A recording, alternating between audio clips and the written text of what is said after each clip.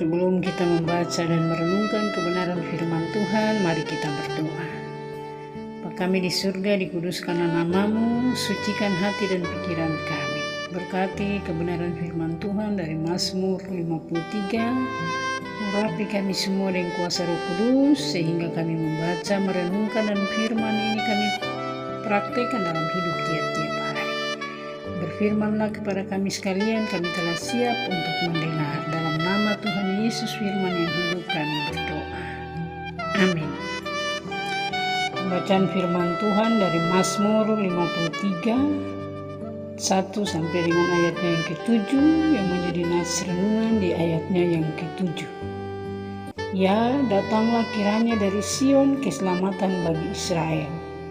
Apabila Allah memulihkan keadaan umatnya, maka Yakub akan bersorak-sorai, Israel akan bersukacita. Saudara yang terkasih di dalam Tuhan Yesus Kristus, tema dari renungan pada saat ini menanti fajar pemulihan dari Sion. Ya, datanglah kiranya dari Sion keselamatan bagi Israel. Apabila Allah memulihkan keadaan umatnya, maka Yakub akan bersorak-sorai, Israel akan bersukacita. Yang pertama, cahaya di ujung terowongan. Saudara yang terkasih di dalam Tuhan Yesus Kristus, jika kita membaca Mazmur 53 dari awal 1 sampai 7, kita akan merasakan suasana yang gelap. Pemazmur menggambarkan dunia yang rusak. Orang bebal berkata tidak ada Allah. Kecurangan merajalela dan seolah-olah tidak ada yang berbuat baik. Mungkin kita merasa familiar dengan dunia yang kita tinggal sekarang, penuh ketidakadilan, tekanan ekonomi, atau pergumulan pribadi yang membuat kita merasa sesak. Namun, ketika sampai di ayat 7, nada suara pemazmur berubah drastis.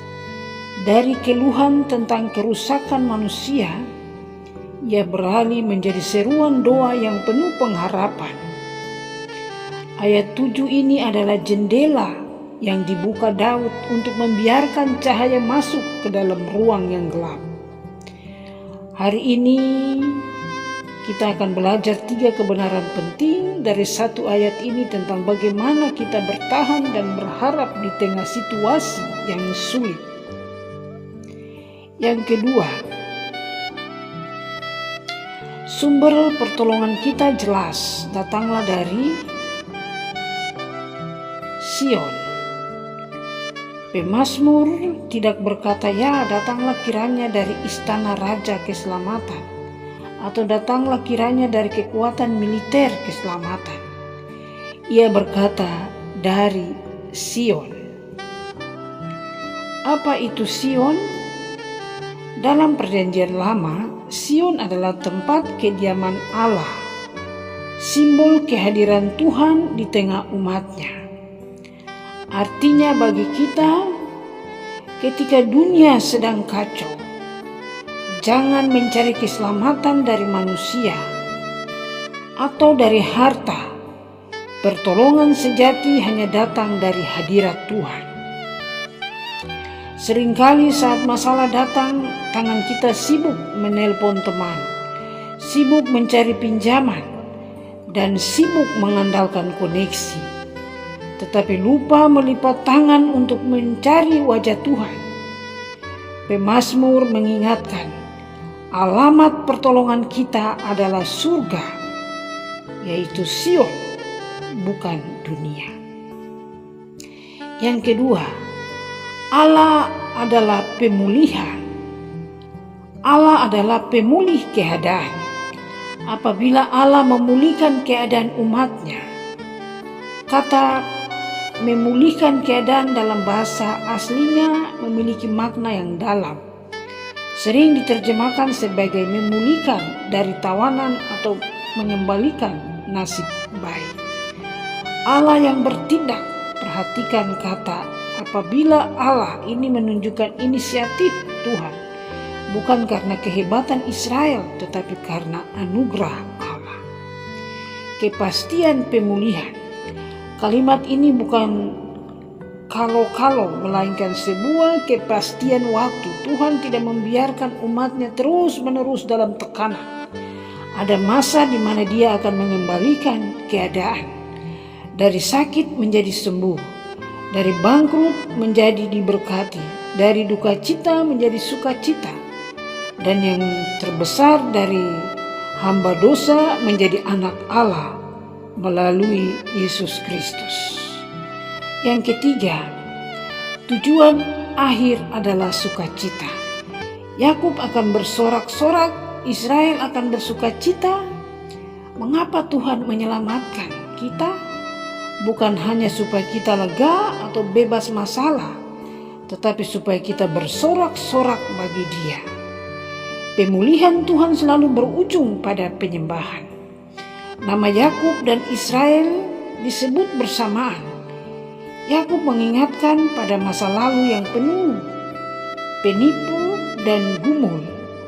Israel mengingatkan pada identitas baru sebagai pangeran Allah. Baik masa lalu Anda yang kelam maupun masa depan Anda yang cerah, semuanya diundang untuk bersukacita. Karena karya Tuhan, sukacita sejati bukanlah karena dompet yang tebal, tetapi karena keadaan yang dipulihkan bersama Allah. Yang ketiga, saudara yang terkasih, Mazmur 53 ayat 7 mengajarkan kita untuk tidak tenggelam dalam keputusasaan. Meskipun dikelilingi oleh orang bebal atau situasi yang buruk, hari ini mari kita ubah keluhan kita menjadi doa seperti pemazmur. Yang pertama, arahkan pandangan ke Sion. Fokuslah pada Yesus Kristus, bukan pada besarnya ombak masalah. Yang kedua, nantikan waktu Tuhan. Percayalah bahwa Dia sedang bekerja untuk memulihkan keadaan saudara, bahkan saat saudara tidak melihatnya. Yang ketiga, siapkan sorak-sorai. Jangan menunggu masalah selesai baru bersyukur. Mulailah bersukacita sekarang karena iman, sebab pertolongan Tuhan itu pasti. Tuhan memberkati firman-Nya. Mari kita berdoa. Bapa yang baik, seperti pemazmur merindukan keselamatan dari Sion, kami pun menengadah kepada Tuhan. Pulihkanlah keadaan rumah tangga kami. Pulihkanlah kesehatan kami, pulihkanlah hati kami. Kami percaya sukacita dari Tuhan akan menjadi kekuatan kami. Dalam nama Tuhan Yesus kami berdoa. Amin.